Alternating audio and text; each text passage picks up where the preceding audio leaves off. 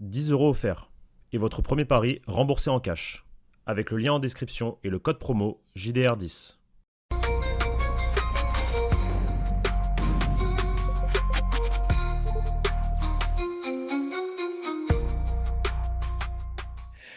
Bonsoir à tous les amis. J'ai envie de dormir.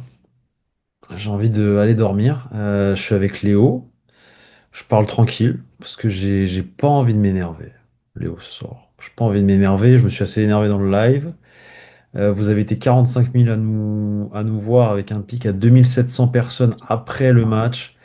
Merci à tous, que ce soit les habitués, les non-habitués, les trollers, ceux qui viennent juste pour voir comment on rage ou autre. Merci à tous, c'est très cool.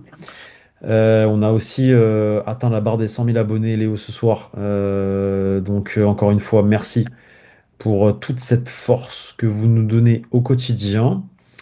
Léo, on a regardé le match ensemble. Le Real Madrid est tombé pour la deuxième fois de la saison, du coup, après l'Atlético de Madrid. C'est la deuxième défaite de la saison pour le Real Madrid. Cette fois-ci, une défaite à domicile face à l'une des meilleures équipes à l'extérieur du championnat, le Celta de Vigo. Le Celta qui enchaîne du coup une quatrième victoire à l'extérieur. 2-0 dans un match. Euh, alors, je ne sais pas par quel point commencer. Est-ce que je commence par les joueurs, par Xabi Alonso ou par l'arbitre? C'est quoi l'arbitre? Parce qu'en réalité, c'est pas lui le premier fautif. Et je vais faire court, ça va être simple. Ça va être très Allez, simple. je te laisse la parole sur l'arbitrage. Ça va être très simple. Déjà, comment tu te sens? Je t'ai même pas demandé. Ça va parce que j'ai passé un bon moment avec les gars du chat. On a passé les 100 000, il y avait du monde. On était avec Abdou, avec Pablo, ça s'est bien passé. C'est que du foot, mais Oui. ils nous ont. Ouais, non, mais si certains veulent aller voir nos débats à la fin, au coup de sifflet final sur le live, ça vaut le coup. Ça vaut le coup. Le Real qui a 4 points de retard sur le Barça. La phrase est dingue. La phrase est Et folle. Quand on connaît le début de saison, c'est quand fou. tu connais le début de saison, quand tu sais que tu avais 5 points d'avance, quand tu sais que tu les as battus au Classico, quand tu sais qu'ils étaient éteints mentalement, mais tu as réussi à les relancer, c'est très fort. Merci à nos joueurs d'avoir relancé le football de Barcelone. Je tiens vraiment tous les remercier parce qu'ils sont exceptionnels. Ils nous font vivre des moments incroyables, ces joueurs de football du Real Madrid. Et ça depuis maintenant 1 an et demi. Merci à ce milieu de terrain qui est éclaté au sol, je le redis et je le répète. Mais avant de parler de nos joueurs, j'ai vite fait sur l'arbitre parce que c'est pas de sa faute. C'est quoi, Pablo? C'est Je c'est peux pas. introduire l'arbitrage Vas-y, en prenant les déclarations de Xabi Alonso en conférence de presse. allez, vas-y. Xabi Alonso, les décisions de l'arbitre nous ont rendus fous. Le carton rouge de Carreras était clairement intentionnel de sa part. Il a laissé le Celta perdre du temps, sans même les prévenir, interrompant le jeu à chaque fois. Globalement, j'ai détesté sa prestation. Xabi Alonso a totalement raison. L'arbitre de ce soir a effectivement mis dans de bonnes conditions l'adversaire qui a totalement bien joué le coup. Moi-même, si j'avais été coach du Celta de Vigo et que j'aurais vu que l'arbitre va dans ce sens-là, j'aurais dit à mes joueurs, les gars, rendez fou le Real, faites-leur des fautes, des petites fautes, etc. Perdez du temps quand vous prenez des coups au sol, etc. Les dégagements du gardien, prends ton temps avant la mi-temps, tout ça, il n'y a pas de problème. Euh, et le problème, c'est que en fait, ce mec, je ne sais pas qui il est, je ne le connaissais pas. C'est la première fois qu'il arbitre le Real Madrid, je crois, et en tout cas, c'est la première fois qu'il arbitre au Bernabéu. Et quand c'est ta première au Bernabéu, tu vas être le protagoniste de la rencontre, tu vas être l'homme du match, et surtout quand tu viens de cette mafia qu'on connaît, c'est le football espagnol qui est une mafia. Pardon, l'arbitrage espagnol qui est une mafia, pas le football espagnol. Bon, si, le football espagnol aussi un petit peu, mais l'arbitrage. Quand on connaît la famille arbitrage espagnol, bah forcément, ça nous étonne pas. Et effectivement, ce soir, l'arbitre qui est très jeune a voulu être le protagoniste de la rencontre, faire le cow-boy quand il mettait un carton jaune, faire le cow-boy quand il mettait un carton rouge, faire des têtes-têtes face aux joueurs de football qui pètent un câble. Sauf qu'en fait, ce qu'il comprend pas, l'arbitre, c'est qu'un arbitre de foot, et c'est le problème des arbitres espagnols dans leur globalité, c'est qu'ils veulent faire les cow-boys, les shérifs sur un terrain de foot quand normalement, il faut accompagner le joueur. Il faut expliquer les choses. Il faut être dans la communication. Tu vois, comme un enseignant avec son élève. Faut pas faire le cow-boy. T'es pas là pour être la police. En fait, t'es pas policier, genre. T'es pas gendarme, frère.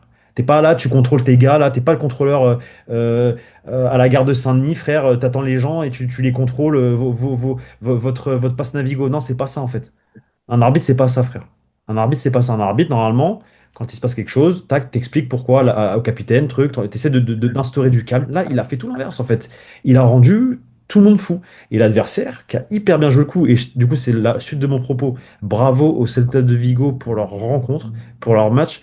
parce que ça a été un top match de la première à la 90e minute. Ils ont bien su lire la rencontre. Ils nous ont bien bloqués en attaque. Ils ont réussi à gérer les transitions et les contre-attaques à la perfection, en 2, 3, 4 touches de balle au milieu de terrain. Ils nous ont bouffé. Mon monologue sur l'arbitre est fini. Mon petit speech sur le Celta, je les félicite parce qu'ils ont fait un super match, est fini également. Est-ce que tu as des choses à dire sur ça ou est-ce qu'on passe tout de suite au joueur? Allez, moi, l'arbitrage, t'as dit ce que t'avais à dire. Je te rejoins sur certains points. Je te rejoins globalement sur la perf et je rejoins Xabi Alonso sur la perf de l'arbitrage. Arbitre qui est favori pour être l'arbitre de la finale de la Coupe du Roi. Je viens de voir ça et également, mais, ouais, c'est assez dingue. C'est assez dingue, ouais, la volonté d'un arbitre d'être l'acteur principal d'un match, ça aussi c'est énervant. Mais moi, sur qui j'ai envie de tirer, c'est les joueurs. C'est cette Alors, équipe plus globalement. c'est mon sujet suivant. Effectivement, encore une fois, l'arbitre, ce n'est qu'un chapitre dans cette rencontre qui, pour moi, il y a deux fautifs. Il y a deux grands fautifs à cette défaite face au Celta de Vigo. Bon, il y avait un peu la poisse, effectivement, parce que tu as des blessés, etc., qui fait que Militao, il sort, truc, tu es obligé de le remplacer, tout ça, tout ça. Mais tu as les joueurs, et on va pointer du doigt d'abord le milieu de terrain, ensuite pointer l'attaque, et ensuite pointer le reste. Donc, on va d'abord pointer le milieu de terrain, et derrière, à Xabi Alonso. Xabi Alonso, on va le garder pour la fin. Allez. Euh, J'aimerais que demain, ok, on dénonce ce qui a pu se passer au niveau de l'arbitrage, mais j'aimerais qu'on pointe du doigt l'équipe, les joueurs, qui ont été des incapables. Des incapables ce soir. Ça a été des incapables. Et qu'on pointe du doigt Xabi Alonso qui n'a pas su trouver les solutions nécessaires et sortir la bonne tactique et sortir les bons ajustements à la pause, etc., etc. Et qui est beaucoup trop lent dans les changements. Je te lance d'abord sur quelle a été la raison première d'abord pour toi de ce marasme collectif du Real Madrid? La raison première, je sais pas. Moi, ce que je vois, c'est que depuis le saison, tu as une équipe qui a énormément de manquements, énormément de faiblesses, énormément de problèmes. Que ça soit un milieu de terrain, mais un milieu de terrain, on va en parler, on va faire du cas par cas à un moment donné. Mais quand tu vois le match de Bellingham, quand tu vois le match d'Arda Güler, non mais mettez-moi de l'eau de Javel dans les yeux, c'est n'importe quoi. Mettez-moi de Ouais, non, l'acide mais comme ça, s'il vous parce que, plaît. Oh. ouais, parce que Bellingham, qui vient après faire le mutin, c'est ça, le mutin, dans le vestiaire, qui n'est pas content de Xabi, mais regarde-toi dans la glace. Parce que Xabi Alonso t'apprend le football. Quand je vois le match de Bellingham, Xabi Mais Alonso t'apprend le football. tous les jours, tous les C'est jours. des joueurs qui choisissent leur match, qui trichent. C'est des Alors, joueurs Jude qui ne sont pas Bellingham, au niveau du Real Madrid. Ça fait partie du problème du Real Madrid depuis le début de la saison. Il y a des problèmes dans le pressing. Il y a tous les problèmes qu'on a vus depuis le début de la saison du Real à certains moments dans la saison, à certains moments dans certains matchs. Atlético, Liverpool, même des matchs de Liga, on a galéré, début de saison, les 3 matchs nuls d'affilée. Tout ça, ça a été réuni ce soir face au Celta de Vigo et tu prends ta gifle, tu montres un visage honteux. C'est la honte, honnêtement, c'est la honte. Ton retour au Bernabéu, des images de supporters du Bernabéu qui retirent leur t-shirt, c'est fort ça. C'est fort. Ça, c'est des images fortes et c'est la réaction tout simplement logique de supporters quand on marre en fait. Quand on marre de voir des joueurs qui se sentent au-dessus de l'écusson, au-dessus du club, au-dessus du coach. On peut pointer du doigt le coach, on va en parler. On doit surtout pointer du doigt les dirigeants aussi. Tout le monde. qui ont placé ces joueurs à un niveau. Tout le monde en réalité. Voilà. Tout le monde en Et des réalité. joueurs qui n'ont pas le niveau, qui n'ont pas le Tout le niveau du monde en Real réalité. Madrid. Sortez-moi un joueur, à part Mbappé et Courtois, qui est dans le top 10 des joueurs à son poste. Il n'y en a pas, il n'y en a absolument pas. Et ils se prennent pour des joueurs de fou, des joueurs de classe mondiale, qui n'ont pas assez prouvé pour moi, pour avoir ce statut. Et c'est Léo, tout. C'est tout. il y avait une absence notable aujourd'hui qui était Trent Oui. Alexander-Arnold. Il fallait trouver une solution tactique pour justement permettre à ces joueurs, à cette équipe de trouver une rampe de lancement de derrière. Parce qu'effectivement, en fait, le problème de cette équipe, c'est qu'on n'arrive pas à passer par le milieu de terrain, alors que la base du football, moi, quand on m'a appris à jouer au football gamin, on m'a toujours dit la base de ton équipe, c'est le milieu de terrain, c'est le 6, c'est le 10. On n'a pas, bon, c'était à l'époque, il y a plus de 6, il C'est y a tes plus de meilleurs 10. joueurs. Tes meilleurs Voilà. joueurs, tu les mets là. Et c'est tes cerveaux, c'est eux qui font le football. Aujourd'hui, à ce poste-là, en fait, on a un Tchouaméni qui aujourd'hui, je pense, a fait un mauvais match, mais c'est pas le Il est plus nul. vaillant. Mais non, Il est mais vaillant. En fait, voilà, il est vaillant. En fait, c'est pas un bon match, mais il est vaillant. Il récupère des ballons, il essaye, truc, il se projette, il perd des balles, etc. Il fait des par mauvaises contre, passes, mais parfois il les réussit aussi. Enfin, ok. c'est du mid, c'est du mid. Ça reste du mid tactique. Enfin, techniquement, je parle. Défensivement, très solide, etc. Sur les appuis, il récupère pas mal de ballons, tout ça. Mais on n'attend pas à ce que Tchouaméni fasse la diff parce que c'est pas son rôle. Par contre, on attend à ce que tu l'as dit tout à l'heure en préambule, Jude Bellingham. Jude Bellingham. Jude Bellingham. Je vais juste taper vite fait transfert Jude Bellingham. Le prix? S'il te plaît, ouais, j'aimerais bien savoir le prix, je me rappelle plus en fait. Je pense que c'est 125 millions, mais tac, tac, tac. Ok, Bellingham, le Real Madrid a mis 100 millions selon Al Jazeera. Sauf qu'il y avait il y avait des choses en plus, il y avait des primes ou autres, et je pense que ça une monte, somme à 3 chiffres en tout cas. ça monte, oui, les 100 millions c'est sûr, mais je crois que ça monte à 115, 120, quelque chose comme ça.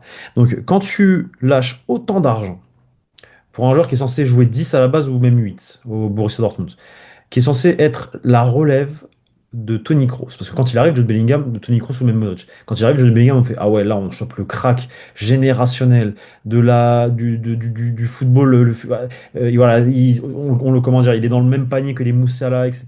Enfin, c'est une catégorie au-dessus de Jude Bellingham quand il arrive. On pense que voilà, ça, et bah, Jude Bellingham, je suis désolé, aujourd'hui, Jude Bellingham, 3 ans plus tard, 2 ans et demi plus tard.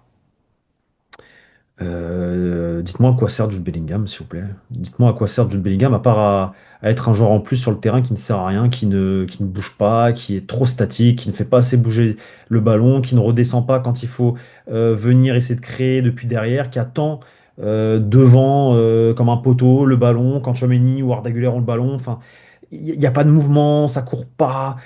C'est censé être le cerveau de cette équipe, et encore une fois, Jude Bellingham, et tout l'inverse. Tout l'inverse. J'ai déjà fait des monologues sur lui, et je vais continuer à en faire. Plus les matchs vont avancer, et plus il va être mauvais.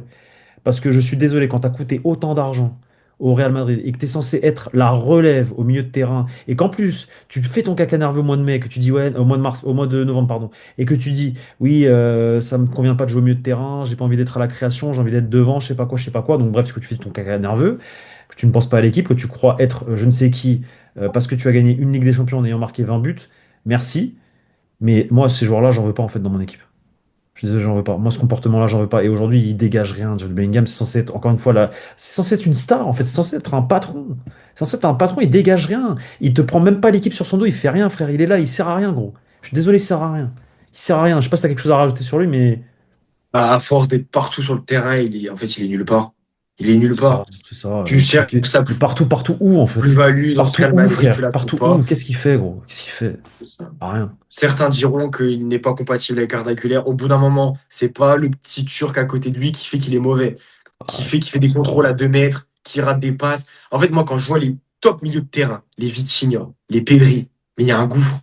À l'heure actuelle, il y a un gouffre. On les a Technique. comparés entre Un eux gouffre parce que si. technique. Mais il y a un gouffre technique, il y a un gouffre. Et ici, il y a un gouffre dans l'intelligence de jeu. Bellingham, c'est insuffisant. C'est insuffisant, c'est très mauvais. Mais c'est surtout que par rapport à son Et, statut en fait au et club, c'est complètement. ça le truc, c'est juste ça, tu vois. Après on peut tomber, hein. On peut tomber sur Arda Güler qui fait également un mauvais match et qui n'est pas à la hauteur du Real Madrid, mais Arda Güler est dans un processus d'apprentissage, c'est un gamin, il a 21 ans, il a pas joué pendant 2 ans sous Carlo Ancelotti. Et oui, aujourd'hui il fait un mauvais match également, il rate toutes ses passes, il y a des passes dans l'intervalle qu'il peut mettre dans la profondeur à Rodrigo ou à je ne sais qui, il les rate. Après, il faut saluer aussi la performance du Celta qui a été très bien ordonnée, tout ça, c'était très compliqué pour nous. Et le dernier, c'est Fede Valverde qui, bon après ça va revenir sur le sujet de Xabi Alonso par rapport à, en fait, Nous, on va en parler. il est menotté, mais on va le laisser pour la fin, mais Valverde également qui fait un très mauvais match, même si c'est lui qui a créé quelques occasions en deuxième mi-temps, qui a tiré de loin, etc. Mais bon, inoffensif. J'ai envie de parler maintenant des offensifs, de Monsieur Mbappé et de Monsieur Vinicius Junior qui ont trop peu été touchés par notre défense et par notre milieu de terrain. On n'a pas réussi à casser la ligne comme on a pu le faire face à Bilbao de derrière. Notre milieu de terrain qui est inexistant et qui ne sait pas jouer au foot, bah forcément tu peux pas les toucher non plus. Mais, encore une fois, dans l'attitude de vouloir, en fait ils attendent. En fait ils sont attentistes. Le terme c'est qu'ils sont attentistes. Je les sens attentistes. Ils attendent. Ok, peut-être que tu peux pas faire plus, mais je sais pas, redescends, viens demander, viens proposer. Vini, t'es là, tu restes devant. Ok, mais pareil, viens. Enfin, je sais pas. Oui, ils ont de la vitesse, il faut les lancer en profondeur, etc. Mais tu vois bien que ton milieu de terrain peine à te toucher. Tu vois bien que ta défense, quand ils vous envoient des longs ballons, pareil, le Celta, ils sont bien ordonnés, etc., etc., que c'est compliqué. Je sais pas, est-ce que t'as pas l'intelligence de dézonner, de revenir, de proposer, de dire vas-y, je vais repartir d'un peu plus de long, un peu plus de loin pour partir derrière, tu vois. Et puis dans le dernier geste, c'est compliqué. C'est encore une fois, en fait, quand rien ne va dans cette équipe, c'est sûr que l'attaque, malheureusement, elle est pas. Là, on l'a vu dans les trois matchs d'affilée, dans les trois matchs d'affilée où on a eu un match nul. Et ce soir, bah, ils sont inexistants malheureusement pour nous. Ouais, Mbappé Vini, c'est beaucoup trop irrégulier. Il y avait eu un très bon match à San Mamés, mais au final, tu te rends compte que dès que ça va pas, dès qu'il y a un marasme collectif, dès que c'est désorganisé, eh ben, eux aussi, ça implose. En fait, eux aussi se mettent à dézonner partout. Mbappé, on ne l'a pas vu une seule fois faire le mouvement qui fasse San Mamés dans la surface. Il ne l'a pas fait une seule fois. Il a Vini jamais n'a été pas trouvé gagné dans cette situation un non plus, hein. duel. N'a jamais été trouvé, n'a jamais gagné un duel non plus. Alors que Vini a été très bon ces dernières semaines. Il lui manquait ce but. Finalement, là, il n'y a pas de but. Il n'y a rien de la part de Vini. Il n'y a rien de la part de Mbappé. C'est pas sur eux que j'ai envie de tirer, tu vois. Mais ils font un mauvais match. Et dans un match comme ça, bah, tu es obligé de tirer un mot sur C'est pas Vini. sur eux, c'est pas C'est sur eux ton que tu as envie duo. c'est pas sur eux que tu envie de tirer, mais dès qu'ils avaient le ballon côté gauche, que ce soit Mbappé ou Vini, hein, les deux, hein. Plusieurs fois ils ont eu cette situation en première mi-temps et en deuxième mi-temps.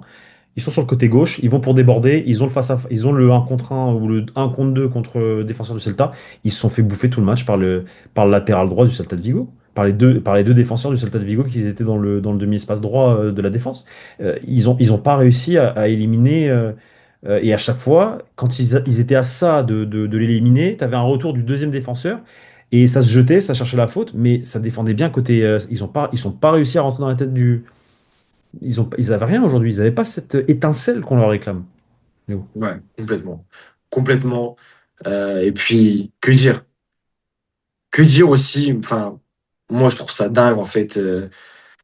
Que dire, en fait, de la gestion émotionnelle? Comment gérer Ouais, ouais, ouais. un scénario? Déjà, il y a le 1-0, il n'y a aucune réaction de Rien. aucun joueur sur le terrain. Rien, gros. Rien La du seule tout. réaction que tu as, la seule réaction que t'as, c'est une mauvaise réaction de Fran Garcia qui va prendre un C'est vrai. carton rouge C'est vrai. en On n'en a une pas minute parlé. On chrono. n'en a pas Il parlé. prend un jaune, il prend le double jaune dans la foulée sur l'action qui suit, mais c'est dingue. C'est lunaire. Xabi Alonso, qui on voit, c'est sorti dans la presse, Xabi Alonso qui dit à Fran, tu te fous de moi là? Mais oui, Ah en fait, ouais? il se fout de la. Oui, ouais, il lui dit tu te fous de moi en lui hurlant dessus, tu vois. Mais logique, mais réaction totalement normale. Il sabote un match que déjà tu te sabotes en étant nul. Tu te le sabotes en étant nul. Et lui, il vient, tu vois, mettre le dernier coup de pelle, tu vois, pour t'enterrer, Fran Garcia. Déjà, Fran Garcia n'a absolument pas le niveau pour être un Au joueur du Real Real, Madrid. il te fait ça. Peut-être qu'il a le niveau pour jouer au Castilla. Peut-être, je l'espère pour lui en tout cas. Mais il n'a absolument pas le niveau pour être un joueur du Real Madrid. Et en plus de ça, tu viens tuer le match comme ça. C'est dingue. Le carton rouge ensuite de Carreras qui arrive en fin de match. Ouais, la gestion émotionnelle. On en a énormément parlé. Face à l'Atlético, quand tu fais bouger, tu la gères mal. La seule réaction que tu as, c'est un Franco Mastantuono qui tire dans les tribunes le ballon. En fait, cette équipe, elle est équipe d'adolescents. Tu C'est une disais, équipe d'adolescents, de jeunes adultes. c'est sur ça que j'allais te lancer, c'est que tu disais dans le live que cette équipe triche, que c'est une équipe qui ne sait pas gérer. On a une équipe d'adolescents, comme disait Abdo, effectivement. On n'a pas une équipe de De papa, en bonhomme. fait, de bonhomme, Et au Real Madrid, c'est inadmissible. Au Real Madrid, c'est inadmissible, tout simplement. totalement. Maintenant, faisons le bilan, faisons le procès Xabi Alonso. Attends, On parce va qu'avant voir ça, ce qu'on on a oublié de mentionner effectivement que les gars, on a perdu Militao pour 3 mois. Militao est sorti sur blessure en première période. Il a Oui, été remplacé par Antonio Rudiger à à la 24e, je crois, ou à la 25e, ou à la 26e, je sais plus, mais bref. assez tôt, ouais, c'est ça à peu près. Visiblement, c'est une blessure à la cuisse, blessure musculaire, donc à l'ischio-jambier gauche. Absence de 3 mois selon la presse espagnole. Donc on va voir comment ça évolue. Pour le prochain match, du coup, on n'a pas Militao, on n'a pas Heusen. On n'a pas Ferland Pas Mendy, Trent, on pas n'a pas Mendy, pas Carreras, on là-bas. n'a pas Trent, on n'a pas Alaba, on n'a pas de latéral gauche. On n'a pas Alors Ferland, on n'a oui, pas pour le Carreras. match face à Alaves. Pour le Pour match le face match à face Alaves, à Alaves, on n'a c'est personne. ça. Pour le Mais match même face face à à City, on Alaves, n'a personne, on va mais faire face à comment? Alaves, ça va être encore On va faire comment contre Alaves, du coup? Je Bref, pense que ça va être Kamavinga latéral gauche, Mendy à droite. ça sera le sujet de la semaine prochaine. Xabi Alonso, ok. Est-ce qu'il y a quand même une satisfaction dans ce match? Moi, pour moi, il n'y a aucune satisfaction, là. Moi, j'en ai pas, parce qu'on a parlé de Chouameni, Rudiger, ok, match de Vaillant, ouais, Rudiger. vaillant. Ouais, Rudiger. Vaillant. Ouais, Rudiger, allez. Oh. Va pour Rudiger, même Carreras, je trouve, avant. Oui, Même avant s'il qu'il est pète sur son il est câble. sur la photo de famille de cette défaite. Ouais, il est sur la photo de famille avec le but où il dévie le ballon, avec le carton rouge. Bien Il sûr. est 100% sur la photo de famille. On peut dire qu'il fait un vrai match. Mais avant ça, je trouve que Carreras, c'est assez cohérent. Même si il n'a rien à faire à ce poste. Transition toute trouvée pour parler de Xabi Alonso et de ses choix avec sa Alors, compo. il ne doit rien faire à ce poste. Moi, alors, si l'effectif, enfin, si l'équipe avait joué en 3-5-2, je te dis que oui, il peut jouer à ce poste-là, dans une défense à 3, défenseur à gauche. Mais effectivement, défenseur central, quand tu es latéral. Après, Sergio Ramos l'a fait, hein. À la base, Ramos, latéral, défenseur, il a su faire. Il a des qualités, il ressort bien derrière, etc. Mais sûr que c'est pas un défenseur. Mais c'est plus pour te dire, pour mettre qui à gauche, tu vois. C'est surtout Ouais. ça, en fait. Moi, le truc, alors, moi, Xabi Alonso, après, tu vas du coup repartir sur les problèmes tactico-techniques et la non-réaction, etc. Moi, ce que je vais dire, je vais reprendre le terme que j'ai utilisé du coup dans le live et je vais reprendre le terme que j'utilise depuis maintenant 2 3 semaines. Il y a 2 semaines, j'ai dit que Xabi Alonso était mort dans le film. Parce que bah, avec le vestiaire, les grosses têtes, ça n'allait pas. Vini, Valverde, Bellingham, etc. etc. Que si ça continue comme ça, mort dans le film, etc. Voilà. On a eu des échos, tout ça. Et bon, visiblement, là, il y a une défaite et il y a déjà des bruits, des bruits qui ressortent. Moi, aujourd'hui, pour moi, en fait, il a réussi à se rabibocher avec ses stars. Il n'y a pas de problème. Mais du coup, il est aussi mort dans le film. Il est encore plus mort dans le film, du coup, parce qu'il ne peut plus coacher. C'est le terme.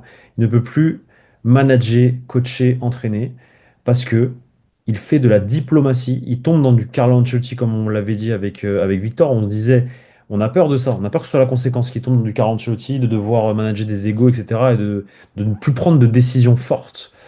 Et c'est le cas. C'est le cas parce qu'aujourd'hui, il a 3 personnes. Je vais commencer par les 3 personnes de devant, qui, à mon sens, ne doivent pas finir le match. Mbappé, Vini, Bellingham. Ils ne doivent pas finir le match. Il les sort pas. Les 3 finissent le match.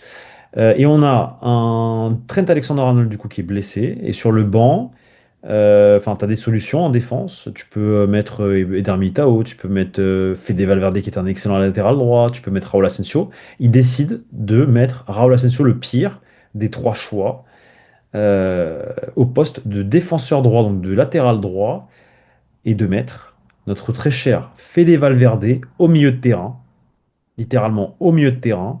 Demi-espace droit, sur certaines phases, il redescend un peu sur certaines autres phases au niveau du poste de Tchouaméni ou autre, mais il reste vraiment axial, alors que tu as t'es obligé de mettre Raúl Asensio. Enfin, c'est comment? En fait, il peut plus prendre de décision parce que vu qu'il s'est rabiboché avec Valverde, avec Vini, avec truc, il peut plus prendre de décision. Maintenant, il faut les mettre là où ils sont contents. Et Fede Valverde, bon, termine latéral droit parce que du coup, bah, t'as un changement tactique. Asensio qui sort, Rodrigo qui rentre et Valverde il finit à droite. Mais frérot, Valverde il doit commencer le match tous les jours à droite en fait. Dans quel monde tu fais pas jouer Valverde à droite alors que c'est ta meilleure solution à ce poste-là quand Trent n'est pas là? Enfin, c'est symptomatique d'un coach qui, à mon sens, est mort dans le film. Il est mort dans le film, Léo. Il ne peut plus coacher, gros. Il peut plus coacher. On est au 8 décembre et aujourd'hui, et Mastantuono, il joue pas. C'est comment Mastantuono, il joue plus? Il en a parlé en conférence de presse. Il a dit Il on a dit prend notre quoi? temps. Il revient petit à Ok, petit de sa ok, pubalgie. ok, il n'y a pas de problème. Mais bref, il ne veut plus coacher, Xabi Alonso. Xabi Alonso s'est totalement raté ce soir. Il s'est totalement raté déjà dans son choix de composition d'équipe. Tu décides de, comment dire, de déconstruire tout ce qui a marché face à San Mames en bougeant tout le monde en fait. Et Fede Valverde doit tous les jours commencer à droite. Et je pense que on l'a dit avec Victor dans une vidéo, quand tu rejoins le Real Madrid, quand tu rejoins un grand club, un vestiaire avec de grands joueurs, ou du moins des joueurs qui se prétendent être des grands joueurs, mais un vestiaire quand même avec des égaux, tu vois, en fait, tu dois tout de suite faire comprendre à ces joueurs qui vont gagner grâce à toi. C'est Que ça. grâce à toi, ces joueurs vont pouvoir gagner à un moment dans la saison. Ça peut être dans un choix, un turnover, un choix tactique, sur plein de domaines. Grâce à toi, ils vont gagner. Là, comme tu as dit, on est début décembre. Je pense que ces joueurs, ou du moins la plupart de ces joueurs, sont en train de douter de ça. Ont peut-être déjà commencé à douter de ça. C'était ressorti, ok. Ils sont en train de douter du fait que Xabi Alonso peut leur apporter quelque chose à eux. Eux, en plus, qui ont un ego, mais surdimensionné. Et je pense que c'est là que tu perds ton vestiaire, tu perds ton équipe. Et c'est là que la cassure a déjà commencé, que la cassure va continuer à s'intensifier tout simplement.